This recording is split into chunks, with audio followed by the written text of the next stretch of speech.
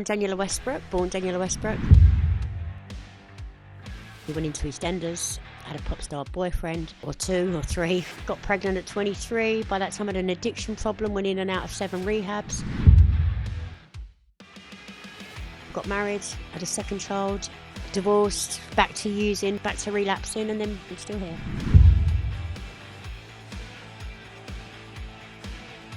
You need to sit down. I thought, oh my God, I've been expelled again.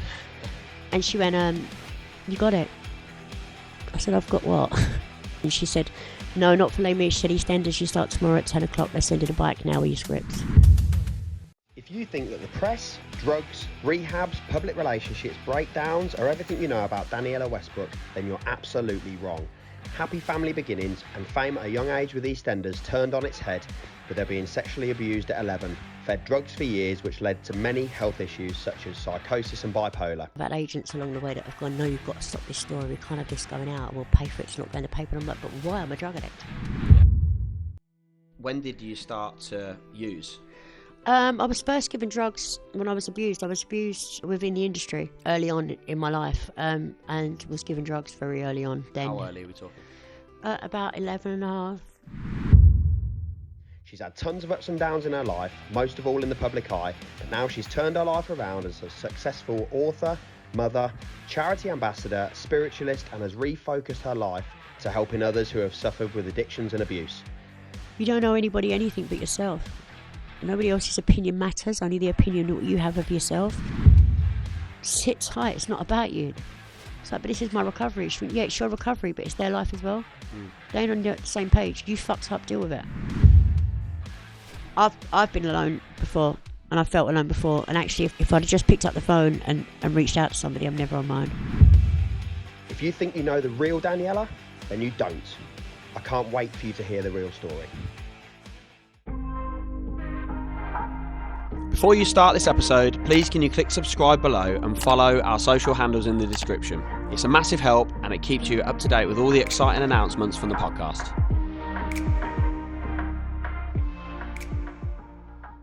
Thanks for coming in, Danniella. Appreciate you giving us some time. Well, thanks, Aaron. I appreciate being here. No, good. Look, I'll start every chat with people in the same way, so I'm going to put you under a bit of pressure straight away. Love it. See how you can get on with it. So I'm going to give you... If I can deal with Piers Morgan, I can deal with you, so let's do it. Listen, I'm nothing on Piers. I love him. We'll see. Always asks the difficult questions, doesn't he?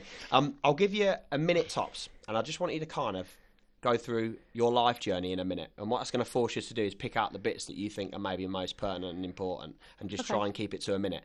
And I know you've had a lot happen in your life, good and challenging, so there's going to be tons of stuff in there. So are you ready for the challenge? Let's do it.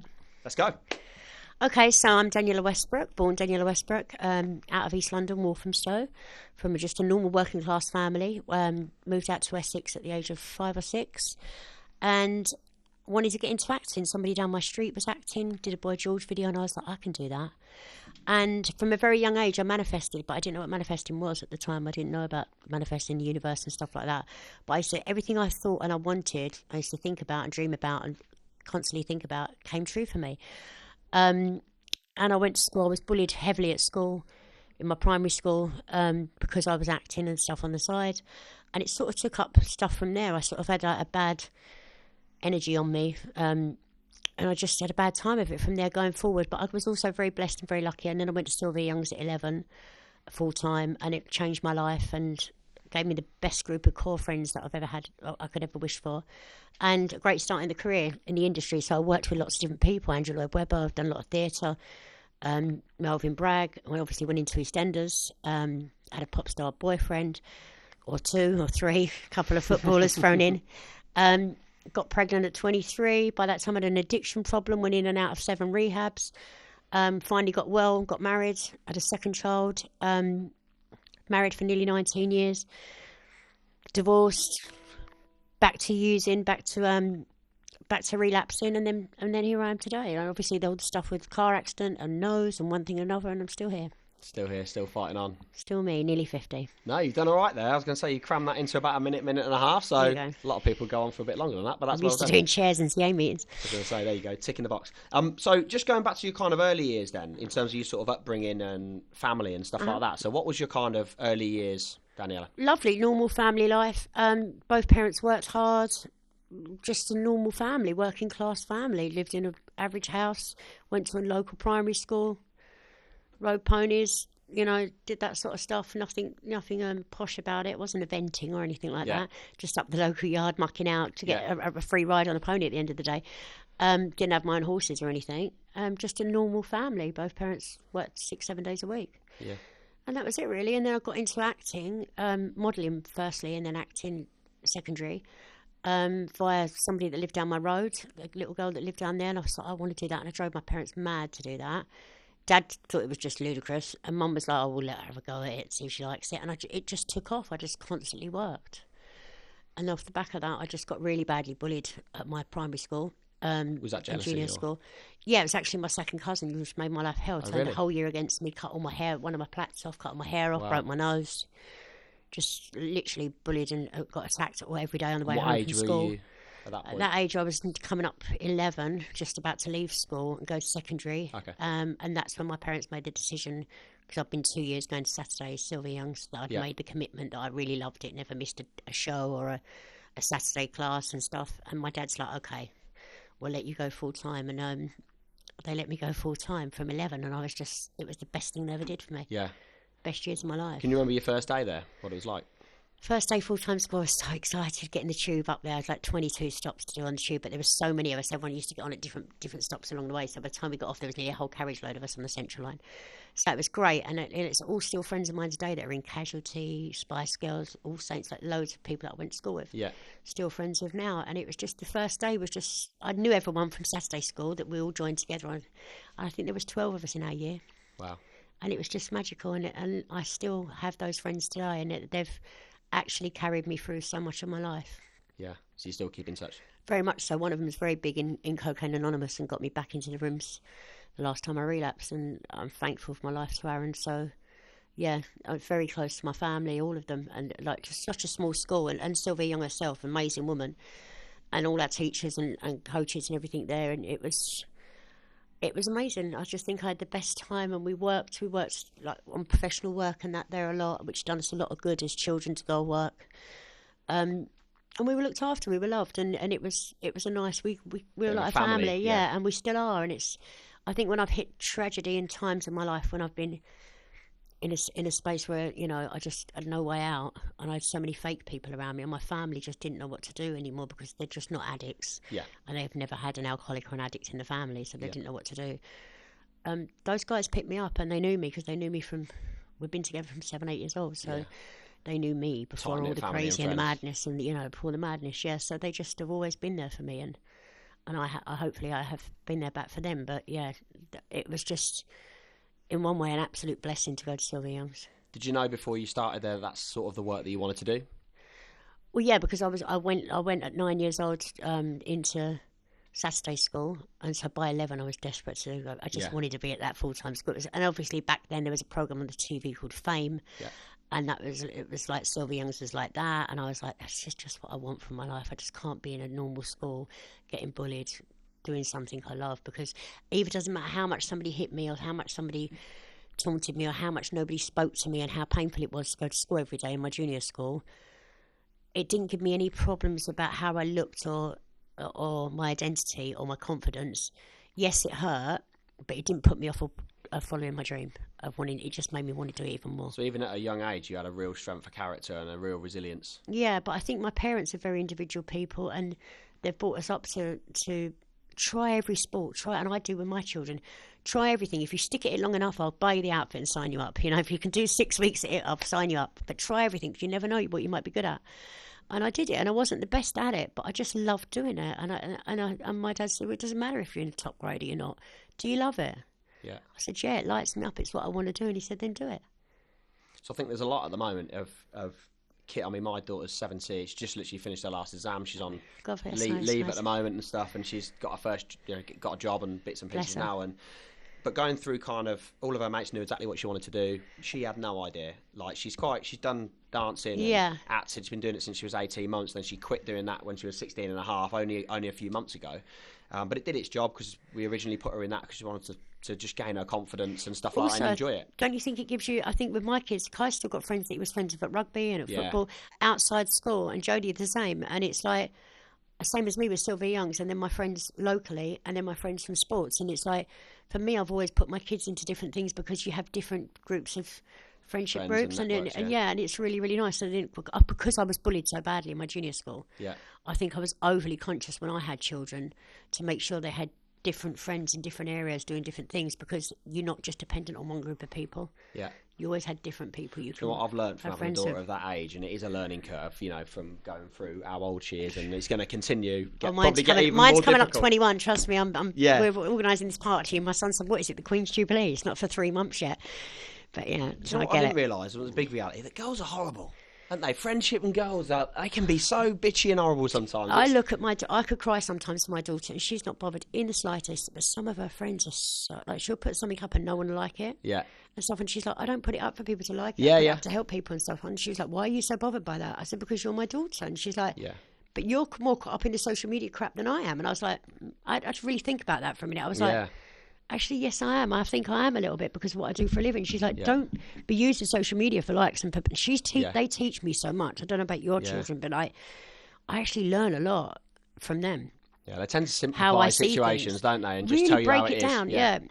And I think the pandemic helped with that as well, because we all had so much time together and we were sort of regrouped as a family a lot more. And I think that was really grounding for a lot of people, as much as it was tragic for all of it, for everybody, and for some people more than others. But for me, I just took it as a time to really embrace my time with my parents, my family, and regroup as a family. Because I remember when they were growing up as kids, my kids, I used to have a rule. We sit down for dinner every single night, and we didn't have phones at the table, and we still don't have phones at the table. And yeah, we do. And it's like, it's the one time a night or a day when they lived at home where we'd sit down when I was married and we'd all talk about our day and what you'd done. And it's like an hour, 40 minutes, whatever it was. And we just had a bit of family time. Then everyone just does their thing again. We either watch telly together, or you go in your room, or you're doing what.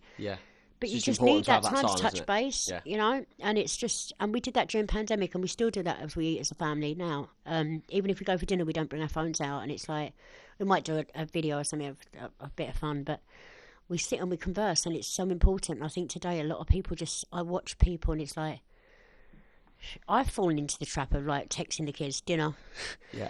Texting my kids dinner. They're in the same house as me, you know. It's like that's where we're at today with stuff, and I think people lose that part of themselves a little bit, and that's why I think that with the pandemic coming as well, so many people started doing podcasts via Zoom and stuff, and it was so good to be able to watch, instead of watching reruns of like Del Boy, as much as I love it, it's like just to see people differently, like sports personalities or people you know, or just people that are in business, and Tony Robbins and people. Like, I watch people and I think it educates your mind, and you see people differently when you see people's journeys, I think, as well. I think it took me till I was about 25 to actually understand that listening to stuff like that and embracing that element of like development and learning and stuff. Self-learning, self-improvement, and being honest with yourself in that way. It took me years to really understand that was really important, and it feels like the minute I started to do that, I started to get more luck, or things started to fall a little bit more into place. Universe, I think like that. I think you make your own luck, and it's how you think, and it is about training your mind to how you think. Like we was just talking about this in the car. My agent and I were saying about having bipolar. So if I'm having really hypermanic days and I'm blah blah blah, or I can do on my low days, I'm not a manic depressive, but I will shut myself away like I did it just earlier this year and last year. And I shut myself away for like 6 weeks, and I only saw the people delivering me food, like Deliveroo, or like the guy from the supermarket, or whatever, that was delivering the weekly shop. And I literally just worked on inner child, doing this, doing that, and sitting with myself, because I hadn't been on my own since I was 15. And I speak to my family and stuff on the phone every day, but I just needed to sit and self-educate. I think it's really positive for everybody to do that. Maybe not sit and don't see anybody, but I think it is really important to start looking at other aspects of life, and also I meditate. I'm massive on meditation the last 2 years. I don't miss a day, morning or evening, I don't meditate. What do you think that brings you? For me, peace, clarity. I sleep better. It gives me some form of, and also because of my disorders, I've got like psychosis, borderline personality disorder, bipolar, and lots of other stuff that's obviously other stuff that's been brought on with addiction, mental illness. And for me, it just gives me some form of tackling triggers that I might have for addiction and from my mental illness. So for me, it's taught me a way of calming my mind, because my mind can be ever so busy sometimes. Yeah, I think although it looks like there's not a lot going on, sometimes there is. Well, I think your mind can be a really powerful tool, can't it? And it can either work for you or really massively against you. And if you've got ways of controlling that, then... For addiction, it worked against me for so long, because I just believed that was my only friend, and for numbing, to numb me for certain things. And I thought it's the only thing that's never not been by my side. It's the only thing that's never left me, or never let me down. But in every way, it left me desolate and spiritually and soulfully barren, and it let me down on every level, and it lost me everything. Yeah. So going back to kind of your early entry into kind of the work that you do and that you've done, your fame and sort of exposure at an early age, when did that really start to at 15, when you? I went into EastEnders. Yeah. Fantastic, a great time of my life. It was wonderful, and obviously I had great peers, because I had Phil, like Ross and Steve with Phil and Grant there, and it was back in the day of very, very, very good people, Gretchen Franklin, and who else has it been? Pauline Fowler, Wendy Richards, Bill Treacher, Arthur Fowler, Pete Dean, who played Pete Bill, Gillian Telforth, and just very, very good people. Todd Carty, Letitia Dean. I went to school with Letitia and Adam Woodjet, so okay.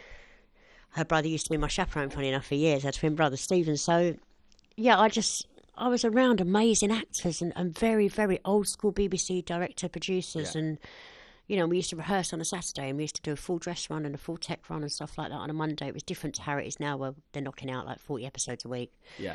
Working with 3 producers, 3 directors a day, like just churning out the goods now. But that's TV in general, because it's so fast paced. Life is so fast paced. Yeah. So I sort of got in at the end of that golden era, really, of the BBC, and I was sort of BBC, what they call homegrown BBC, Sid Owen and I. And Sid and I sort of grew up in front of the nation, and it was an absolute humbling experience, but the best experience. And I'm one of those people, I'm a visual person, so I can sit and watch somebody work for hours. I love theatre. Yeah. Because I like watching people's techniques and how they do something, how they move in character and stuff. So I would sit for ages and watch that, and I'd watch camera crew, I'd watch lighting. It's just part of my autistic ways, and it's just me. But back then we had a lot more time, and I just think I got to work with such fabulous people. And some absolutely legends. Yeah, and then when I come to work with Barbara, eventually when we finally managed to get Barbara Windsor in the show, because we had 4 other mothers before her, and then finally they agreed to cast Bar, which was the best thing I think EastEnders ever did, was putting Barbara Windsor in the show, because there is no more East End than Barbara ever would be. It changed my life, and I already knew Bar, but just watching Bar work and working alongside her, and the rapport that we had as a family, and the rapport for Sid and I, it was hard work to do, but it was natural almost. So all of those sort of things in my life that I've manifested for things, it's just become, for me, my heart and soul's in it. Yeah. So it has to work. Can you remember the time that you got the call or the message to say that you've managed to be successful in your... Because you had to audition pretty hard. I went for 4 auditions, and it was 1,500 people went up for Sam Mitchell for the first one worldwide. Like, not worldwide, countrywide, not worldwide. Back in that day. And then the last casting I did, I literally finished my history GCSE, put my pen down, and I put my hand up, and they went, go. I went straight on the train, no chaperone, to the BBC for my last casting. There was 4 of us left, and I remember Sid Owen putting his head over the top. He had long hair then. There was sausage roll hanging out his mouth. I'll never forget it. And I was talking to Michelle Gale, because I'd previously just done Grange Chill with her in the next studio along. And she was like, Daniella's here. And there was 2 other girls there, and one girl was already in the room, and myself. She went, Daniella's casting for Sam. And he went, yeah, you'll do. I just looked at him and went, oh, is that right? Maybe you won't. And we had banter straight away. And then they called him in to read me. And I remember there was a picture of Ross there and a picture of Steve there and my picture in the middle. And we all had these like big round faces. And I just knew I knew the job was mine. Yeah. I just read well enough that it was mine. And they were like, okay, we'll get back to you. And it was the last recall, 4th recall. And even the girl sitting next to me, the mum went to me, you've got this job. She went, you just got it. She went, I could just see it in you. There's something about you're different. I was like, what do you mean? Because I was only 15. I said, what do you mean? She went, you're different. You just got the every quality that they need. She said, I just reckon you're going to light up. Right place, on right screen. time, She right went on person, screen, you're just going to light up. And it was like, and I think people have said that to me a lot when I'm acting with certain things and I'm on screen, especially when I was younger, not so much now with the way I look, but back then, it's just the way I look on screen opens up for people. And I think because I'm quite authentic. Yeah. I'm not really a fake person. I think from all the kind of digging that we've done in sort of preparation for today, that would absolutely be one of the words that I'd use to describe you is authentic. Yeah, I think I tried to be that way. I've been brought that way, yeah. But my nan's a travelling girl, so I've been brought up that way to just... She used to say, if you can't stand on your morals, you can't stand on your feet. And that's just me. She just said, don't ever be a liar. You get caught, hold your hands up. Don't throw someone else under the bus. And that's always stuck with me, and always, even sometimes to my detriment, what I've done. And I've had agents along the way that have gone, no, you've got to stop this story. We can't have this going out. And we'll pay for it. It's not going to paper. And I'm like, but why? I'm a drug addict. Yeah. It's going to come out. And I have to say it. I can't embarrass my family any further. I've just got to do this. Otherwise, I'm going to die. Yeah. You know, and certain things along the way, being caught out for doing different things, I just put my hands up and said, yes, I've done it. And I think, in a way, the public, as much as we're all sick of hearing banging on about the drugs and the nose thing, I'm sick of it, and I know they are. It's like, people do respect that because I have just said, yes, this is me. And in doing so, I mean, I must have, the guys mostly run my Insta, but I go on every day and look at it 3 or 4 times a day, and I must have at least, I would say, minimum 15 messages in my outbox a day from people asking for help. Yeah. And how do they get help and getting well? But in 2022, that to me, you know what? That to me was worth it. It's strange, but to me, that was worth every single bad article I've ever had in my life. Yeah, yeah. Because it means I can actually reach out to people I'm never going to meet. Yeah. Which helps you as well. Sometimes easier for them to speak to someone they don't know. Yeah. And just say to them, listen, what area are you in? I help get someone to you to get you to a meeting, and and just give them a little bit of advice. Is that something you do on a regular basis? Every day. Yeah, brilliant. Every single day I have to be of service. If I'm not of service, and it's part of the 12-step program, and if you're not of service to others, then I did that for 14 years, clean and sober. I was a clean and sober dry addict, and you know, I wasn't of service.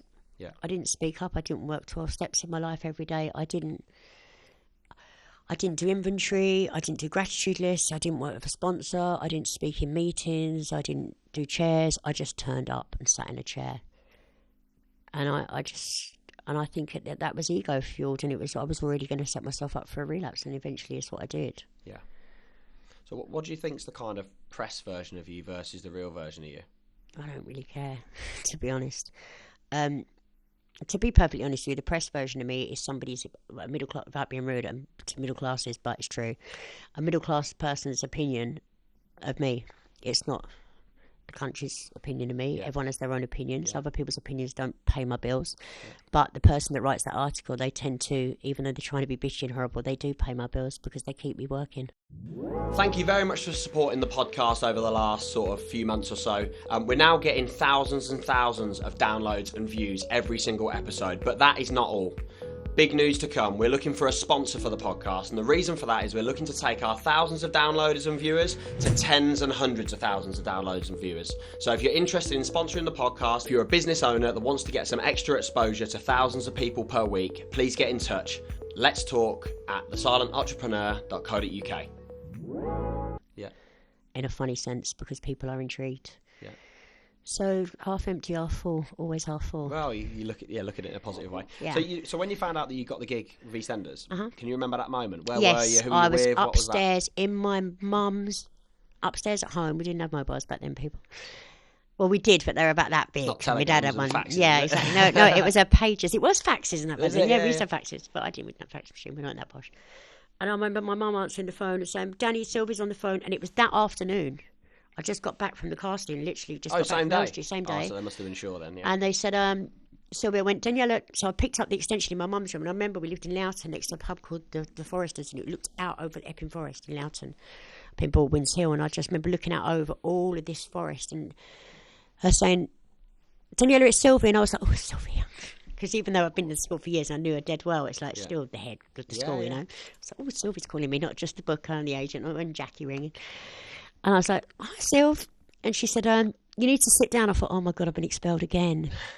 Like she's ringing with bad news. I'd already been expelled and excluded and then let back. So I was a little bit naughty. And she went, you got it. I said, I've got what? Thinking, what have I got now? Because I'd had about 6 castings already that week for different stuff. And one of them was for a musical in West End. I said, for Les Mis. And she said, no, not for Les Mis. She said, EastEnders, you start tomorrow at 10 o'clock. They're sending a bike now with your scripts. And it makes me go cold still now. And I was like, I remember looking out of the forest and I just went, oh my God. She went, you need to sit down. I was like, and it makes me go cold still. And I just remember that exact moment. I was like, Oh God, Sylvia, I can't. I don't know what to say. She went, "We're all so very proud of you." And it makes me choke. She said, "We're all very proud of you at school." Yeah. She said, "You're a little shit, but we all knew you could do it." And I was Yeah, like, yeah. "Thanks, Sylv." And still to this day, I hold Sylvia in huge regard. But and I just remember putting the phone down, and my mum went, "Everything all right?" Because my mum loves to be in the middle of everything. Everything all right? And I just come down the stairs. Like we had like a staircase that came down, like a galleried landing. Yeah. It came down. It was a nice house, and I remember coming down the stairs, and I went, "I got it." My mum went, "Oh, Les Mis," and I went, "No, EastEnders." And she was like, "Oh my God," because we only had 3 channels then. Channel 4 was just being launched. Yeah. We didn't have Sky or any of that stuff. Yeah. We used to like have 30 million viewers each Wow. episode back then. And we struggle now. I think they struggle to get 3 now because there's such a variety of channels. Yeah, so much more out there. Such a shame. But it's and my mum was like, "Oh my God, what are you going to do?" I said, "Well, go to work." And she was like, "When do you start?" I said, "When do you start?" I said, "Tomorrow. They're sending scripts now." She was like, "You better get a bloody early night and wash your hair." So I was like, "Yeah, I know." And that was it. I started the next day. They told me to bring some denim shorts, and that was it. My first centre rocks up in a little pair of denim shorts and some little Nike trainers and a white vest top, and that was me. There she was, Sam. So what was that first day like? I'd already worked on the show. Okay. With Leslie Rampton, a friend of my father's, and my dad was a carpet fitter, but he used to do, Stones and everyone. It was just that industry. My mum was worked at the Valbonne. She played Boy Bunny for years at croupier and stuff. So she knew all the Stones and everybody. So my dad used to do all their carpets, the houses and stuff. So I knew Leslie, and Leslie had got me on as an extra when EastEnders first started and roller skated across the square. Stuff, So I'd already seen the set, so it wasn't too daunting. But yeah, I remember doing my first scene with Sid, and we did it in 2 takes and that. And he went, "I knew it'd be you. I told you he was all right, didn't I, yesterday?" And I was like, "Oh, shut up." And me and Sid just hit it off from day one. He used to drive me to work every day because he was older than me and he had his licence. He taught me how to drive.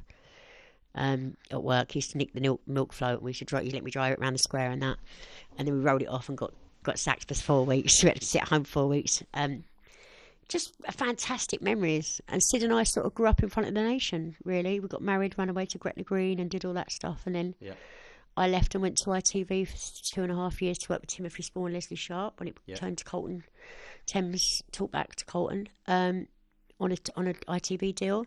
And Patsy came in the show, which was a fantastic dimension because when Sam came back, it was just fireworks.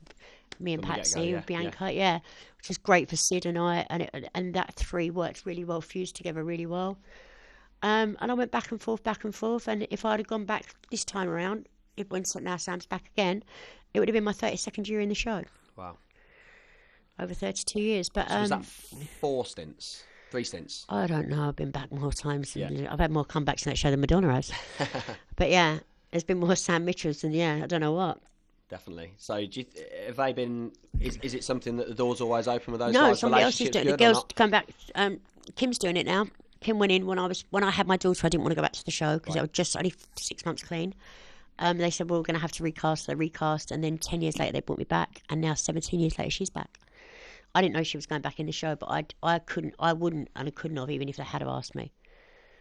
It's not something I really would be open to doing right now because I'm in the middle of 5 operations, and also for me, without Barbara Windsor there, without Sid Owen there, for me there is no real. Not the same as such. No, and without the girls, Ronnie and Roxy and stuff, it's just I've only got Perry and Stevie, which is Billy and Phil. So for me, there's no real bind or hold there for me. I've got no relationships with anybody on that show. Yeah.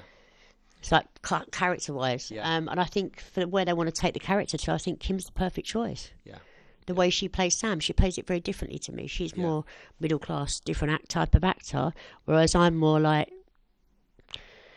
slutty, spoiled, cheeky, conniving. Yeah.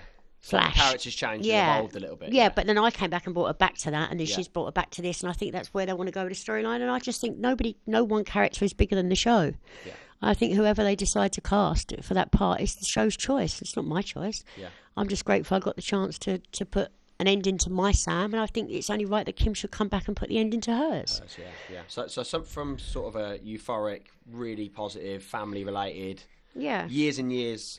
Experience with the EastEnders guys. Obviously, you still speak to people now and being on the show. So that being a really positive elements of your life. When did you start to use? I was first given drugs when I was abused. I was abused within the industry. Okay. Early on in my life, and was given drugs very early on. Then. How early are we talking? About 11 and a half. Wow. Yeah, we was giving cocaine at things to make us, so we couldn't barely speak. So so you're just like, I don't know if anyone people out there that take coke, so they get to that point where they're paranoid that bad they can barely speak, can't breathe. So it just shut you down and to numb you really, and that's what I always associated after that with numbing me. So when certain people pick up traits within their using, like some people be paranoid, they're looking out windows, they think everyone's police. Some people like me, I can't breathe, I'm like getting to a terrible state. Mine is fear based, so it takes me back to when I use it. I get that thing comes on me straight away. Yeah. Because it just subconsciously reminds me of being shut down and made quiet to be abused. So that takes you straight back to when you were 11, I don't think it, but that's when my body and my brain, the minute I take it, the drug tells my brain, this is why you're doing it, because that subconsciously gives me a trauma-based trigger. And that for me is where I go when I use. So what's the point of using? I've done so much work on it, it's like, it's crazy how your brain just associates one thing with another, and then things trigger you later on in life that you don't even realise are triggers. And it's you constantly, in recovery, have to keep vigilant every single day. That's why the 12-step program and being part of a service and having a sponsor and doing all that stuff is, you have to be so vigilant because it will creep up on you any which way it can. It's a very cunningly baffling how was addiction. That to deal with when you were that young? Because that's, especially going through what you were looking to do as well. Well, we was all in it together, and it was a small-based thing, and I think not everybody at Sylvia has obviously got abused, and Sylvia would have been mortified if she thought it was being abused. Of course, I think she would have probably ended the whole business, because I think she would have it's not what she was in it for. She was in it. She's so safeguarded us all. But, you get bad apples everywhere, whether that's in chaperones or producers or fellow actors. And the thing is, I'm guessing, at that age, if something like that happens, you're not of an age where you're confident and comfortable enough to speak out to anybody. Well, I didn't tell my dad until I wrote my second book, and he had 2 strokes within 9 months. Yeah. And when is a good age to tell your parents that you've been, continuously raped and trafficked and abused? It's like, there's not. And I don't know what, I never told anybody most of my life. And then I wrote my second book, and I was talking to Matt Trollope, who wrote my book for me. He's a good mate of mine, and I said, Matt, I've got to tell you something, and it's just come on me. It's like God's just said, you need to share this now. And I said, I need to talk to you about something. Turn the tape off. He's like, what is it? I said, I'm going to share something. I said, but are you comfortable, because you're a guy, of me talking to you? I'm not going to go in depth about it, but I just think it's something we need to cover. I never have. Yeah. And this was before the whole inquiry and all that with, Scotland Yard went down, and he was like, fuck, do you want to take legal advice on it? I said, no, I need to just do it. I said, I've already been then I went to the police and gave my statements and stuff, and I get so much abuse online now from people saying, oh, you're a procurer, you're an abuser, you're this. I just think, wow, people out there are so uneducated in life. But also, they say to me, you need to name and shame these people. And I'm like, why? Because I live in the public eye. I need to name and shame things. Have you not heard enough about my life being dragged through? Also, these people have been brought to justice, or they're already passed over. Yeah. Why should their family, who aren't child abusers, be dragged through the dirt because of one bad apple in their family? Why should my children? Have they not already been poor enough? Other people have their lives to live just because they're connected to that one person that's famous. Yeah. Or it's like, why should they live in the shadow of somebody else's shame? Mm-hmm. So for me, there is no need to go public with people that have done stuff to me, because I've done my bit where I should have, and I've done what I needed to do. And there's some things that you just don't want to keep picking away at. Yeah. What good is it going to do now? Sometimes it's good to reflect, but sometimes if you go and I've too done a deep, lot too of therapy. often, I've done a lot of therapy on it as well, and it's like, I've got a lot of friends of mine that aren't here anymore. Yeah. That have taken their lives, or things have happened, and I'm lucky I got a chance to work on that stuff, because they obviously didn't. Yeah. And let's face it, that's why I carried on my addiction, because I couldn't face it. I couldn't live with what I was going through and holding that secret. And then you get to the point where you think, you know what, I'm not going to be the keeper of secrets anymore. And how long I need to work on me. Abuse go on for until I got into the show? EastEnders saved me, actually, from being abused in the industry. Yeah, EastEnders saved me for that, because the BBC was such a staunch organisation to work for, and so solid and so by the rules, and clean. So, but it didn't stop my using. I was quite far gone by the time I got the show. Even though I looked wholesome and that, I was still very messed up. Yeah, it was already there. That was before I'd had a cigarette or a drink or anything I'd used. I didn't even know what it was. Yeah. So at that time then, so were EastEnders aware of what was going on in your sort of personal situation? No, of course not. I mean, I wasn't. It wasn't an everyday thing until a lot later in life, and then it was just. I think the more fame I got, the more I tried to play things down, because I had a lot of people on my case as well to tell me not to speak. Obviously within the industry, so yeah, I was quite bullied and blackmailed quite a lot for stuff. So I just used more and more and more and more. Yeah, and then hence I ended up in rehabs and fits and everything else. It's just... So for anybody that's kind of listening to this, we've got quite a diverse audience, but there is a lot of young quite people. A good podcast here, So in terms of anybody that's going through a similar experience, whether it be with addictions or whether it be with any type of abuse, or rape or anything like that. Yeah, what would be the advice you give to them, being somebody who's been through it? You don't owe anybody anything but yourself. Nobody else's opinion matters, only the opinion that you have of yourself. And if it's going to help you to go and speak to somebody, or just even inbox me or whatever you want to do, I don't mind. I'll try and put you in the right direction. Sometimes it's easier to speak to somebody you don't know. Just get help. You've got to save yourself. And you know what? It's not your fault. It isn't your fault. You can't be the keeper of somebody else's secrets. You can't be, and let them... It doesn't mean to say you've got to go and tell on them, but you just got to go and get help for yourself and heal yourself. And carry on with your life. If you want any form of quality of life, you've got to heal yourself. So out of all of those elements, what do you think was the lowest part for you when you look back? I think... I don't know, to be honest. Or the toughest moment, maybe? I think when I relapsed, I just had enough of everything, and I just absolutely had enough, and I didn't even speak to my family, I didn't even speak to my kids. I didn't care. I just didn't want to be here anymore. I just thought I'd bring so much shame to my family, they'd be better off without me. So I just carried on using. In the end, I was like, listen, this is not killing me, it's not my time. And I got into, quite by accident, fell into doing the meditation stuff, and the more and more I thought on it, and I'm thinking, why? Looking for answers, why?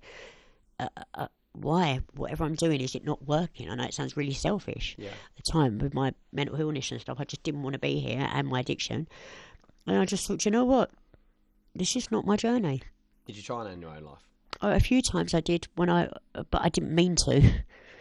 And I think a few times I lied and I cried for help and stuff like that, which was, I feel ashamed about all of those things. But especially now, getting older and losing friends, and I see how precious life is.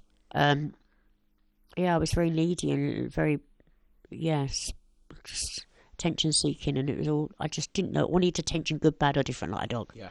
You know, if you're going to get one way, you're going to get another. So I wanted it, but I didn't want it. And I didn't know what I wanted. And then I thought, you know what, this isn't your journey. Your journey is, you've got a platform. After all these years in the industry and still not working, you still make the press, you still, I don't know, make the mail online or this, that, and the other, still working, doing interviews and doing things. Yeah. This is your platform to be able to speak. There's so many people out there you can help. Yeah. And put in the path of addiction, put in the path of getting well, or you're just helping people. That's really my path, I think. So with that in mind then, I mean, I've had probably over the last 3-4 months, 4 or 5 people that have reached out to us directly through the podcast that have had suicidal thoughts or have tried to commit suicide or whatever. And you look at the stats online that are out there, like something super high that I wouldn't have expected. Huge. Like over a third of people in the UK have contemplated ending their own life. And we even had a chat so many guys as well, young guys. Yeah, and again, there's so much more in the press now of men talking and mental health and all that sort of stigma. I work with a guy now, Don't Suffer in Silence, Marcus, who lost both his parents to suicide. Really? And Mum was completely, he won't mind me saying, and Mum was completely normal, dinner lady, at normal everyday life, and then just stepped off the platform at Mile End. Wow.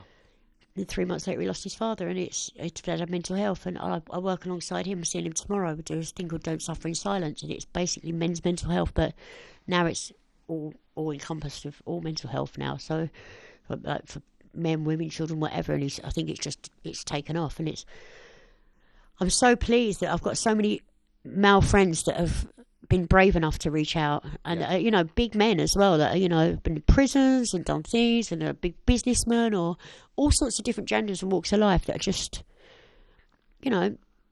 reached out and just said, listen, I struggle, because by doing so they've just helped so many people go look up to them and think, fuck man, if that's my boss or that's my idol or that's the sports person I like or that's the comedian I like and they're struggling, I'm normal. It's okay for me. Yeah. I'm normal. and guys start talking. Like my friend Ben said, little Ben London, he's like, Ben said to me, Dan, like, I made a thing about saying it online, and he's really good advocate for it, Ben. He's great. And he said about, going to the pub with my mates and just saying, how are you today? And talking.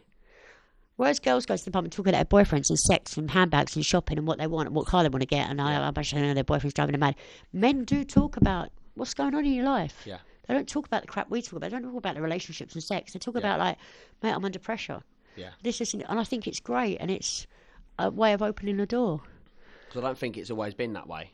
It really hasn't. There's been a huge stigma, I think, with anybody talking, and especially men talking, which is why the suicide rate's so high. But I think there's a lot more happening. There's so much pressure on men as well. There's a lot more happening now, I think, a lot more acceptable, even though it should be acceptable anyway. But don't you think during the pandemic as well, people actually had time to sit back and look at things like you said online and see that there's stuff out there to help? Because normally I don't think a guy that's going to work 5-6 days a week and did like a 10, 12-hour day or whatever, come home, he's got all the pressure on him for bills, mortgages, kids, a lot of stuff because women are at home doing the kids. Sorry to make that prehistoric, but it is a lot of the way. During the pandemic, and looking at podcasts they wouldn't normally have looked at, and like you said, self-learning, self-helping, and thinking, crap, yeah, I've got a little bit of don't know what's tendency. out I there could until go you that look way. there. Yeah, and it's really, really good that there is that now, and it is open. There's so many people I speak to, and a guy actually came and interviewed me a little while ago, and he had a 4-hour drive down to talk to me, and I said to him, how was your journey down? He said, I just download the podcast I want to listen to that week. He said, I'll pop them on in the car. That I was wouldn't like, have happened 5-6 years ago. Who the hell would have thought of that? Yeah. I said, what a great thing. He said, well, it stops my road rage. And, if I'm stuck in traffic, I'm just listening to what I want to listen to. And I'll have back-to-back my podcast that I want to listen to. And, and sometimes I get great ideas for how to question people, even as a journalist. Yeah. I'm learning from people all the time by the way they interview or how people speak. And just soaking it up. Yeah, and he said, I'm learning, always learning. And I always go back to the reason why this podcast started was in my garage, because 2 weeks prior to that, we've got a couple of businesses that we're involved in, and things are difficult. Everyone's got lives, different levels are difficult. But I've got 2 kids, got a partner. And we all live beyond our means as well. Yeah, and it's hard. And there's days that are difficult. And I look back to when I was like 25, 26, working for a company. I was doing all right, and on difficult days, you never used to speak about anything. My boss used to be really bullshit. He'd have told me to fuck off. Gone to a boss, you just need to work harder. Oh, you need to commit. Yeah. And I'm like, I'm already committing. I'm already working. But actually, looking back, I was probably struggling with certain things, maybe pressure, stress, or family and stuff. And I got to a position running the businesses where it was getting a lot, not uncontrollably, but I felt myself losing myself a little who bit. you was, losing myself at home. I wasn't present. I was there, but I weren't listening. But I was passive. I was nodding and not actually engaging with my partner, and losing time with my kids and different things like that. So I just thought, I bought a mic. I went into and I thought, I used to wake up at like 2, 3, 4 o'clock in the morning. You was heading for a stroke by the sound of things. His mind was going. It weren't always negative. Sometimes it was excitement for what's happening the next day. I know it sounds a little bit lame, but that's sometimes how my brain works. That's why I meditate. Yeah, just constantly active. And I thought, next time I'm going to wake up, I'm going to use the mic that I bought for £19.99 off Amazon. I'm just going to go into the garage, which I've, through COVID, put some gym equipment in, and I'd set the mic up. And I went in there at 3 o'clock in the morning and just started talking to it. And it was shit. The quality was shit. It was full of ums and ahs. I was kneeling down for about 2 hours to record about half an hour on this bench thing with a bare floor, freezing cold. And I look back to that, and actually when I finished doing it, I felt really awkward doing it. But that's the first proper time, I think, that I've gone deep on myself to try and really think about what I'm doing and what's important, and trying to get a little bit of balance again. And I walked out the garage at like 5:30 in the morning, and I felt relief, immediate relief, immediate clarity, immediate peace straight away. And I look back, I was never spiritual. I was never really believed in that. It was just, your mind tells you different sometimes. The mind's so powerful, and it's the best thing I've ever done, and that's the reason why we're here now and engaging with other people with their stories and stuff. How wonderful that you did that then. How great was it that you did that? Something told you to buy that mic. I don't know what it was. There you go. But I sound it. But yeah, you did it. Episode 1 was awful for anyone else who is listening. But sorry for his first. The quality's not very good. But no, just on that, it's just sometimes you've got to just take a risk, haven't you, and just start doing something. You just got to believe in it. You believe in something. If you believe in it enough, it's going to work. Yeah. Same as me. What I was saying earlier in my career, I was like, I want to do that. I want to do that. I believed in it. Yeah. I believed in me. And I think you lose that as an adult. You stop believing in yourself. When you're a kid, you believe you can do anything. Yeah. And you believe in yourself, and you lose that a bit as an adult. And sometimes we need to get that childhood bit about us again and get that childlike feeling about us again. Like, I believe in you. A little bit free, a little bit more risk. Yeah, and it's really cringy and it makes me, it's cheesy as hell when you have to stand there in rehabs and go, I believe in you, you've done a good job today, looking in the mirror, and I think, oh my God, I sound like such a div. But no, today I go, do you know what? Yeah, I've got this. I've got me. I believe in me.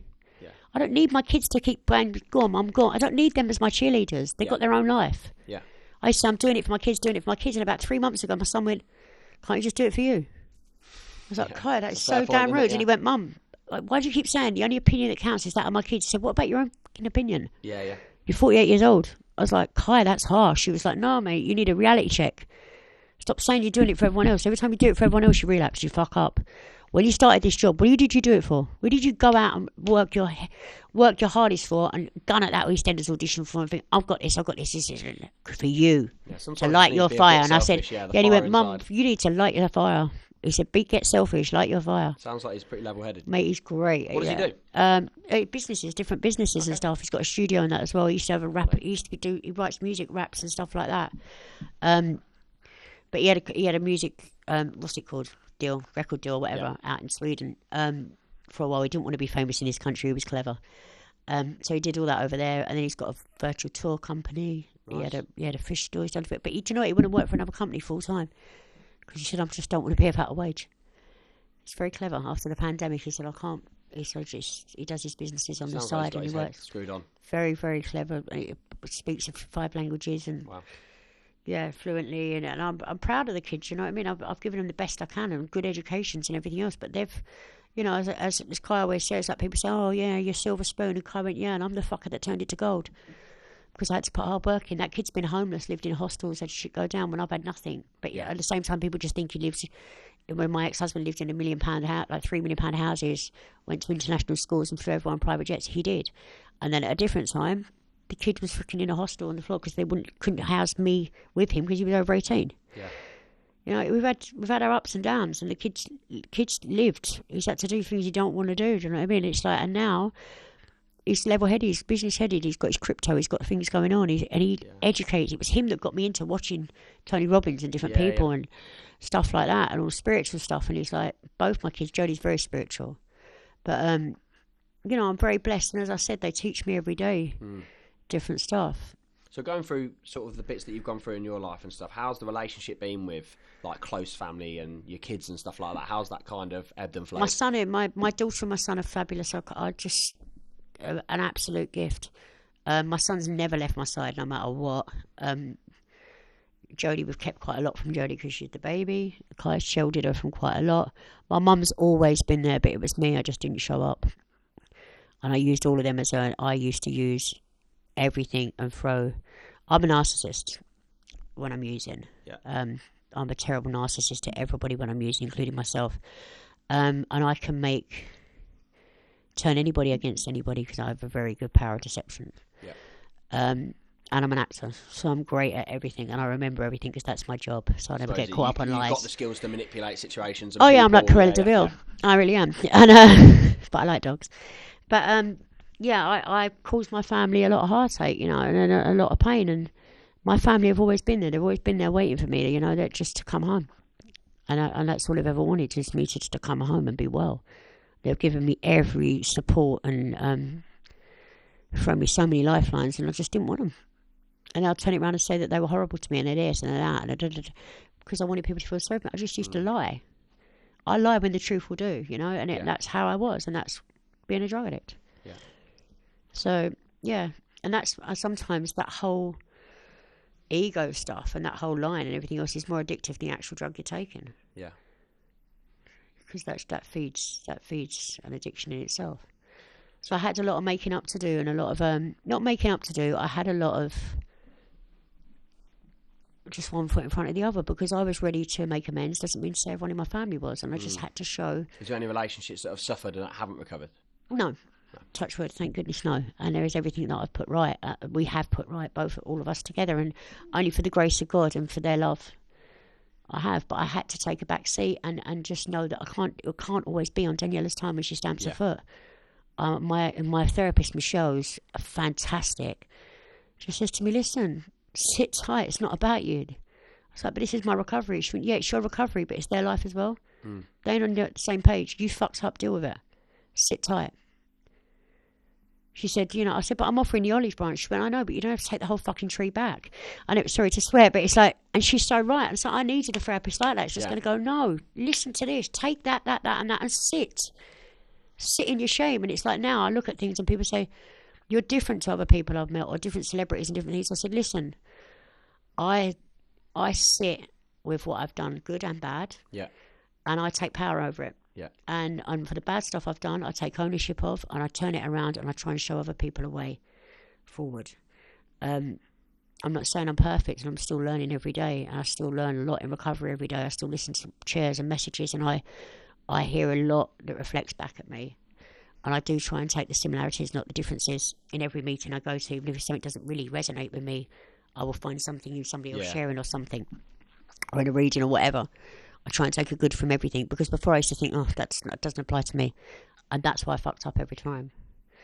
When I relapsed eventually after 14 years, it wasn't a case of if, it was a case of when. And this time around, I'm so conscious as to... it's not because I don't ever want to use again. It's not about the using anymore for me.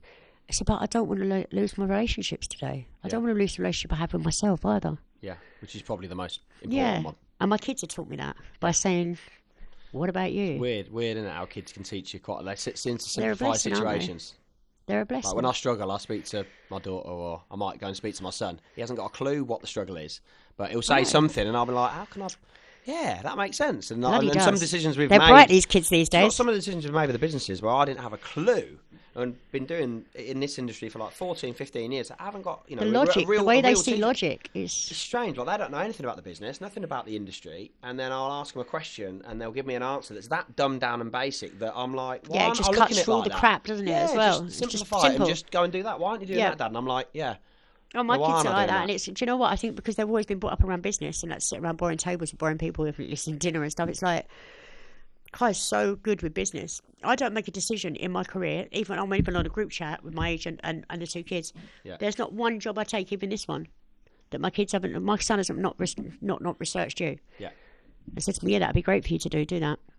I get asked he's all a decent the time. Ginger fella. I get asked all. No, my son looks at different things. He likes the idea of the silent entrepreneur thing as well. He likes the way you are with stuff, because you're not very bullshit. You're not all about getting loads of followers on Instagram, being the best at podcasting. It's what you do and how you speak. Listen, I'm not the best speaker. I'm not the best podcaster. No, but you're real. But I go back to, and I had this conversation probably 4 or 5 times in the last 24 hours to different people. I go back to the first time, and the reason why we started it and why I walked into the garage at 3:30 was because I was struggling with something. I had to talk about something, and I felt better after it. And it was that kind of... It's like I said to you, sometimes when people Instagram me and speak, it's that kind of talking to somebody you don't know, even if it's talking to yourself on a microphone and hearing it back. You've got it out there. And I'm one of those people that Michelle made me realise, my therapist, that once I vocalise something, even if I just write it down, or if I specially speak it out loud like you did into a microphone, once it's vocal, it's out there, and I've sort of broken the spell. Yeah. And then suddenly it's not heavy on me. Like you said, you walked in, you felt lighter. Yeah, it was light, because I've vocalised it, and then it becomes real, and it's like, okay, you can't sit in my head anymore rent-free. It's out there, and it's a silly thing, and it may well just be the way we compute things, but it works. But I think there's in especially with, and we spoke about this before we went live, but especially with pressures of a young age, with social media, even it's horrible. Growing up, that makes it very hard to do that. Thank you very much for supporting the podcast over the last sort of few months or so. We're now getting thousands and thousands of downloads and views every single episode, but that is not all. Big news to come. We're looking for a sponsor for the podcast, and the reason for that is we're looking to take our thousands of downloaders and viewers to tens and hundreds of thousands of downloads and viewers. So if you're interested in sponsoring the podcast, if you're a business owner that wants to get some extra exposure to thousands of people per week, please get in touch. Let's talk at thesilententrepreneur.co.uk. So when we're talking about social media, what's your kind of opinion on social media and the whole way half the time I'm not allowed to run mine. I have to go on it a few times a day, because I just argue about with people about shit. But I don't anymore too much. I've decided I've become too excited. I'm doing all this self-help. I just thought I handed it over to the office a lot. Obviously I've got to WhatsApp with the kids in the office, and it's just been so lovely to be able to hand things off to somebody else, because I like to get back to people, but at the same time, I'm too accessible to other people. Yeah. And trolling and bullying and stuff like that, and I do go back at people. You need to protect yourself a little bit as well with that sort of stuff. Not really. I need to spend less time just scrolling. Yeah. because it's just there's so You're not much other seeing anything crap that I positive, could be yeah. doing, yeah. And there's stuff I need to do, like sort out the cupboard under the stairs, and just boring mum shit. And it's like I can lose 4 hours on Instagram. You know what I mean? And I'm an addictive personality, so I will sit on there. And I also sometimes have to step back a bit from being too hands-on helping other people. I just have to point them in the right direction. And, yeah. So with some of the content on social media then, with everyone people that are in the public eye, what's your opinion on that versus actual reality from somebody that is in the public eye? Well, none of my friends are real famous people. Most of my friends are like cleaners and mums and just normal mummies, just normal mums and stuff. So I don't really live that I put nice things up sometimes, but a lot of that, like a lot of the holidays you see, and they're paid to go on holiday, they have to post them things. Nobody lives a Ralph Lauren catalogue lifestyle. People don't live like that. Not everyone is Beyonce. Do you know what I mean? Especially if you're in Towie. It ain't happening. I live in Essex. I live right there on the plot of where it all goes on. Nobody lives like that, let me tell you. You know, that'll be disappointing for some youngsters. Yeah, it will be. But you know what? The thing is, if you want to sit there and spend £400 a month on HP on a Range Rover, and and this and this, and look at great, put yourself under that much pressure, and then own none of it at the end of it, and not be guaranteed so many episodes, and then stick yourself under that much pressure, then crack on. But for me, it's like I've been brought up in a way if you can't afford it, don't have it. As you know, that's why I've ended up homeless at times and with different things, with no car or whatever, because I don't stunt a life. I'm very real. Yeah. And if I'm poor, mate. So I don't really fit into that bracket of these people. Yes, I have nice things and I do nice things, but I work hard for it. And there's a lot of people out there that aren't famous that have got a lot nicer things than me, and I've worked hard for it. But it's not about how you look and what you got. So you wrote a couple of books, yeah? I have. But what was your reason? Writing the third one. Oh, you wrote the third. Oh, I do one every 10 years by the sound of it. Seems to think. I was going to say that's the rota. So what was the reason why you wrote your first book? Honestly, yeah, I got offered a really good deal, so I just did it. I just did a book. Right place, right time, right money. And it was alright. I had a gap to fill for 4 months, and I thought, that'll do. Did that, and I really found it quite good to do. And then the second one I did in recovery and with Matt, and I self-published, and I found that really therapeutic to do. And the same thing with the third, I'm doing it again. So just talk to me about the process of writing a book. Like what goes I don't really into do it in anything. the background and stuff? Are you just openly talking? I just meet them once or twice a week and sit down for 4 hours at a time and just talk on a dictaphone, and then they go away and do everything. Type it all up and stuff like that. Yeah. They make an arc for it, and then we look at the episodes, the chapters and stuff, and I just do the fun bit like the artwork and the pictures and stuff like that. So when's it out? The next one I'm going to self-publish again, I think. Yeah. Because it's only print and demand from Amazon, which is great, and it only costs like $5 or $6 to do. Yeah. So it's nothing to do to write and to proof, to get proofed and legal, and then you haven't got any of the rubbish that goes with it. So what? So you've done two already. So what's going to be the kind of purpose of the third book? The third one, well, since I got divorced and I had a fantastic marriage. And I've got a brilliant ex-husband, fantastic. We just grew apart, and that's the bare crux of it. I've got nothing bad to say about him at all. We had a great marriage, great guy. So basically, just from my divorce, I relapsed. The reasons why. I'm also doing another book, hoping to early next year with Kai, which will be released, and is going to help a homeless charity and a drug charity as well. Cool. And that is going to be a book about. It's only 7 chapters. Yeah. I'll do the first chapter about how I relapsed and where I was, mental health and everything where I was, first half of the chapter. Then Kai's going to write the second half of the chapter from his point of view after a mother being clean for 14 years, seeing me, my demise, my relapse, and how it was for him watching me relapse. And I'm going to go through the stages of my relapse and my using and everything else and getting better again. And every chapter I'm going to do a bit, and he's going to do a bit. So from my point of view and from another point of view, and it basically the money's going. We've both been homeless, and the other side of it from the drug charities is to basically try and help and fund people to get into places, and for people to get help who don't understand addiction and their family members are in an addiction. So that's why we're doing my point of view and his point of view, because sometimes it's very hard being on the other side and you blame yourself that you can't help and you can't get them to stop. Points of view, you're capturing twice. It was Kai's idea to do it, and I said it'd be a really good idea to do that. And he said, "Mum, I think we should try and do this. It's a self-help thing." And I said, "I think that would really help a lot of people." So we're going to do that, and then the money just goes to the charities like that. And it'd just be nice to be able to get something out there and to help people. And when do you think that's going to be out and about? I'm going to get this one self-published first, and then we'll probably do that one as well. Yeah. Yeah. So that's the third book. Is that what, a Yeah. couple of months away, or? I'm hoping before Christmas, but I'm just so banged out. I'm having these operations and that as well. So in between all of those, but yeah.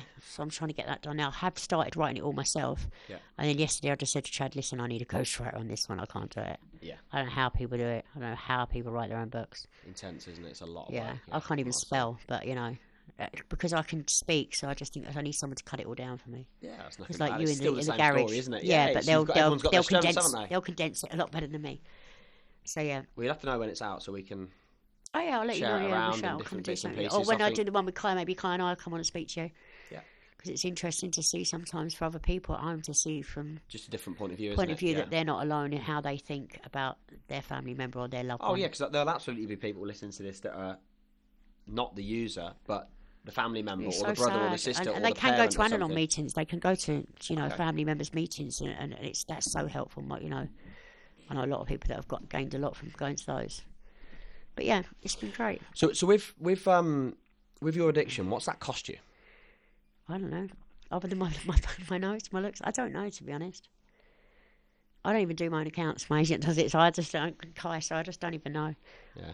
I don't think about things like that. It cost me family. It cost me That's the most valuable life. thing. It's It cost me nearly in my life. So yeah, there's no price to put on that. So it sounds like you're doing so much stuff at the minute to kind of help other people, which inadvertently is probably going to help you as well in terms of Just keep me busy. keeping you busy and all that sort of stuff. So other than the books and the stuff that you're doing with your son, what else is coming up? What else is next? I'm opening a spiritual retreat. I'm going to do cognitive mind therapy course with a friend of mine, Rob. Rob Thies is the #1 in the country, so I'm doing a course under him. And I'm opening retreats. I'm going to use different places around the country. I've got Reiki people, sound healing people.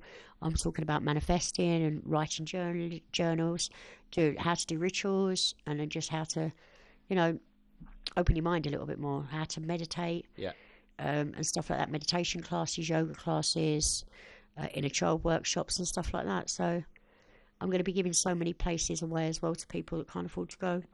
So in different areas. That's brilliant. So I'll be getting in touch with local charities for mind and things like that, and people for addiction charities, and seeing if anybody wants help and come along for free. It's just nice to be able to give other people a chance to see a different way of life, and maybe it might not be for them, it might well be for them. See, I think that's one point. Like, there's going to be tons of sort of parallels that people can take when they listen and when they watch the chat that we've had. But that element there for me, I think I know we touched upon the kind of version of yourself that people may think that they know and all this sort of stuff, but that element there in terms of you, I don't think people are aware of that version of you that's giving back, that's trying to help other people, that's trying to educate. How much do we all really? It doesn't matter if I'm on TV or we're not. How much do you know your neighbour? Yeah. What do you really know about them? Yeah. How much do you really know about your in-laws? Yeah. How well do you really know them? Yeah. I really know what they do and what they give back. And we don't, do we? Because we don't really take time out to It's a lot of surface level stuff, though, isn't it? And Yeah, it's it is a never lot of really surface level. that meaningful sometimes, isn't it? Yeah, so sometimes we just need to take a step back and look at other people and see their needs and other things. And I quite like it that nobody really sees that side of me, because it means I'm doing it because I want to do it, not because... Yeah, because of any benefit down there. Yeah, I'm not fussed by that. I'm just doing it anyway. And like I said, I do believe that is my platform.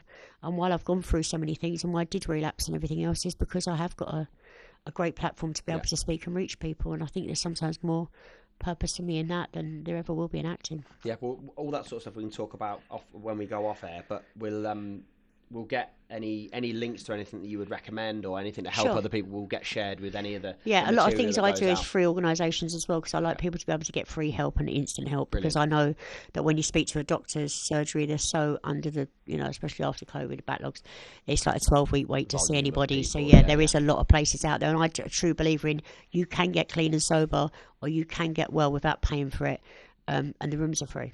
Yeah. So I just always try and direct people into the fellowship personally, because it's the only thing that's worked for me, and I've spent hundreds of thousands of pounds on treatment, and for me the only thing that helps me is the fellowship. Yeah, and you've had the best results from that. Yeah. Perfect. Okay, so if somebody wants to reach out to you, Danniella, to kind of talk about anything that we spoke about today, the podcast, anything you've done, Instagram's probably the best one. Where are we at? Insta, yeah. What is my Insta? Danniella Westbrook _73, I think. Nice, I like it. I can't even tell you what mine is. I'm useless. Not very good with that sort of date of births. phone numbers, and I try not to tell my date of birth. No idea. I don't care. I'm quite proud of my age. But what we'll do on that is anything that goes out, anything that we share, we'll make sure that we'll just run put a that byline on there and stuff. And, Sure. and if anybody wants to reach out, they can. Yeah, open please. up some If anybody, conversations and I stuff. just want everybody to know, I've been alone before, and I felt alone before. And actually, if I'd have just now knowing what I know now through the fellowship, if I'd have just picked up the phone and reached out to somebody, I'm never on my own. Yeah. None of us really are. And I had a guy, my daughter rang me from work 2 weeks ago saying, Mum, there's a guy, one of your followers is online, he's trying to kill himself online. Please, I pulled the car over and take the call. I had a fabulous day. Stopped myself, managed to get an inbox to this guy, and he's rung me, and I ended up going live with this guy. And then having like 3,500 people watching, and everyone giving feedback and messages to him, and got him into a hospital, rang an ambulance to his house and stuff like that. And what the message I'm trying to get is, he thought he was on his own. And through the kindness of strangers, he's made friends through people that saw it through the live that are speaking to him. Not me. Yeah. I just did a live with him to try and help You him just had to the stop platform there to and then. connect these But I people had the together, platform yeah. that these people that come from Don't Suffer in Silence and Men's Mental Health jumped on and said, listen, I'm here, and inboxed him, Yeah, shouted him amazing. down, and he just thought, yeah, no, I can turn this around. And That's what social media should be the used for, kindness stuff of like that. strangers is amazing. Yeah. And I have to say, I've made some fabulous friends through my social media of people that I never would have met. Just normal people that have really been there for me in my hour of need, that I've made friends with via Instagram and Twitter. And it's crazy, but it's life. It is, and I just think that's what it should be. That's a big message there for social media is, fuck the holidays and the cars and the houses, more genuine stuff with genuine people, more honesty, more actually trying to help and share. If everyone did a little bit, if everyone did something good every day to somebody else. Even if you're having a shit day and you go on and you don't have to if you're having a shit day, but sometimes I've got friends of mine that go on and say, do you know what, today is having a bad day. Yeah. But it's okay, I'm not feeling suicidal or anything. Today's just shit. Yeah. And like so many people jump on and go, wait, man, I'm having a bad day today, and I felt like that. I'm so glad. And that might be the outlet they need. And then they both laugh about something, and I see the conversation on there, and I'm like, yeah, man, they're both had an alright day. And after that chat, they probably feel a bit better. Yeah, they do, and that's what isn't that what friends are for? Yeah. But friends are everywhere, I think. Yeah, there's no point having followers if you don't, help out and help each other out. Brilliant. That's excellent. Well, look, Daniella, thanks very much for coming on. Thank I really you for having appreciate me. it. I appreciate it. I've learnt tons from you today, and hopefully Likewise. there's a load of stuff there that people can take away. I hope so. And learn from, and also sort of have more positive days than negatives. But when they do have the negatives, know that they're not alone, and They're only human. everyone goes through them, don't they? So thanks very much. Thank you so much.